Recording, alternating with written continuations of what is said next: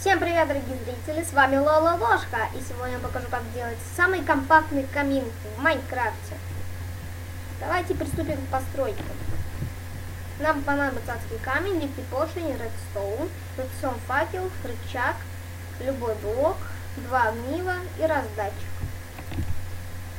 Сначала ставим любой вот таким образом. Затем роем ширину в 3 блока. Там ставим вот таким образом липкие поршни.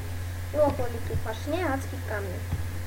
На адские камни мы ставим 2 раздатчика. И так, выполняем пока. Теперь мы идем сюда. Теперь с помощью шифта ставим на раздатчик редстоун. И тоже с помощью шифта ставим на один из раздатчиков редстоун факел. Давайте пополним наши раздатчики. И еще нам надо поставить вот так блок, у него сам редстоун, и поставить рычаг. Все готово.